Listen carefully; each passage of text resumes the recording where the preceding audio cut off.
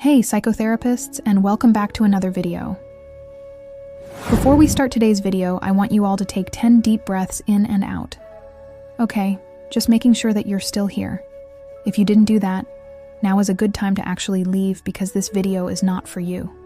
Just kidding. Welcome back. Now that you're here, I want you all to take a moment to be honest with yourself. Do you struggle with being kind to yourself? In our society today, we are constantly surrounded by messages telling us what to think, what to say, and how to look.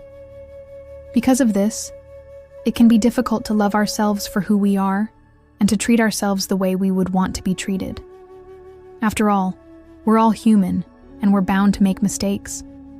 We can sometimes be too hard on ourselves when we don't succeed or don't live up to our own expectations. But when we learn to show ourselves kindness, we can feel better about ourselves and improve our mental health. So let's jump into this quiz to find out how kind you are to yourself. Number 1, you come home after a long day and you're exhausted. Your to-do list is still long and you just want to collapse on your bed. What do you do? A, you immediately get to work crossing things off your to-do list. B, you take some time to rest before getting back to work. C, you decide to take the next day off and continue resting. D, you watch some television to unwind before continuing your to-do list. E, you spend some quality time with your family before getting back to work. No. 2, a friend asks for your advice on a tough situation they're facing. You have an idea of what they should do, but it's not something you've ever had to deal with before. What do you do? A, you tell them you're not the right person to ask and offer to help them find someone else to talk to. B, you pretend to have experience and give them the advice you think they want to hear. C, you tell them you've been in a similar situation before and explain how you dealt with it. D, you try to comfort them and let them know that everything will be okay. E, you tell them you'd like some time to think about it before getting back to them.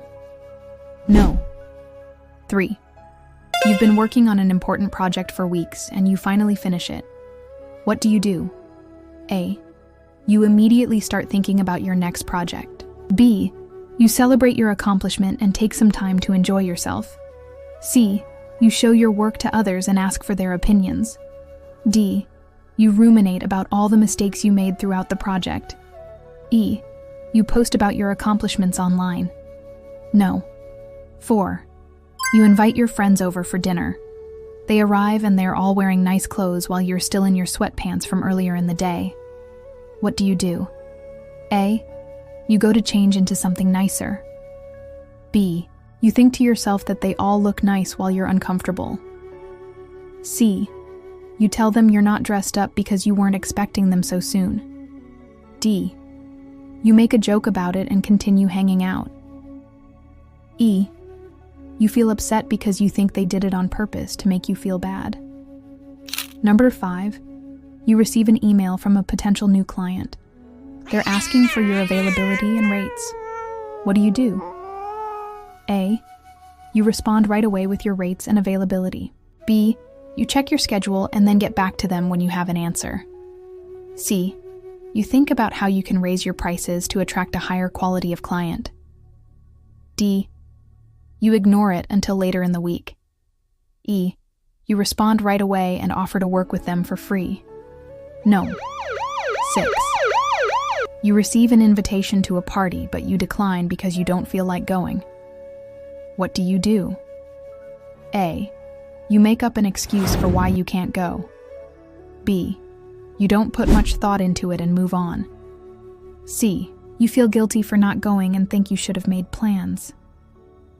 D, you wish you could go, but remind yourself that it's okay to take time to recharge.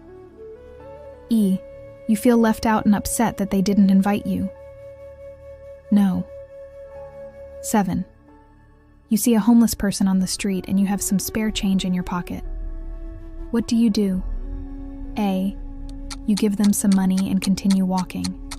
B, you ignore them and walk past them without making eye contact. C, you feel compelled to give them more than you planned on giving. D, you feel upset that they're panhandling instead of looking for a job. E. You give them some money and ask them how they're doing. No.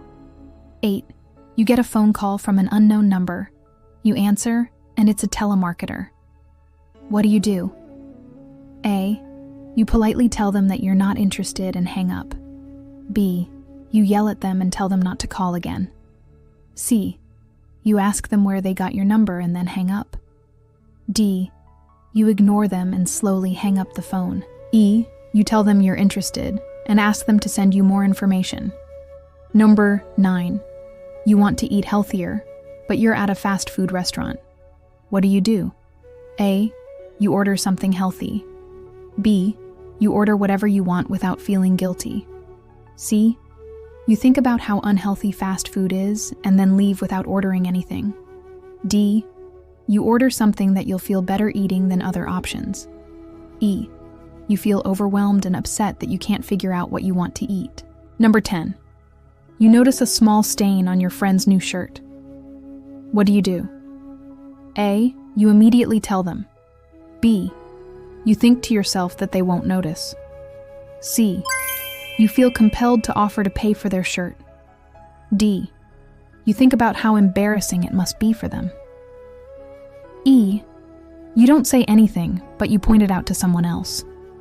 If you answered mostly A's, you are a level 1 mean girl. You can be quite harsh on yourself. While it can be admirable to set high standards for yourself, it can also be dangerous. Try not to be so hard on yourself when you don't meet your expectations. Instead, acknowledge your efforts and the progress you've made. Be honest with yourself and accept your mistakes. If you answered mostly B's, you are a level 2 rebel. For you, it's all about balance. You know when to take a step back and relax, and you know when to push yourself to keep moving forward. You know that working around the clock is unsustainable, and you make sure to take breaks when you need to. Keep up the good work. If you answered mostly C's, you are a level 3 overthinker. You can tend to put too much pressure on yourself, and that can sometimes cause problems. Sometimes it's okay to detach from a situation and not worry about every little detail. The world isn't always black or white, and sometimes there's more than one right answer. If you answered mostly D's, you are a level 4 people pleaser. You're a natural caretaker, and you often put the needs of others before your own. This can be a great quality, but it's also important to take care of yourself. Don't feel guilty about taking time for yourself. It's important to recharge so you can be the best version of yourself for both yourself and for others. If you answered mostly E's, you are a level 5 drama queen. You can be very emotional, and you have a hard time accepting compliments. You may struggle with self-esteem issues and have a negative self-image. Try to be more aware of how your actions affect others. Everyone makes mistakes, so try to forgive yourself when you do. So, what was your score? Are you a level 1 mean girl, a level 2 rebel, a level 3 overthinker, a level 4 people pleaser, or a level 5 drama queen? Leave a comment below with your thoughts, experiences, and score. Remember to like and share this video with those who might benefit from it. And don't forget to hit the subscribe button to get notified whenever we post a new video. All the references used are added in the description box below. Thanks so much for watching, and we'll see you next time.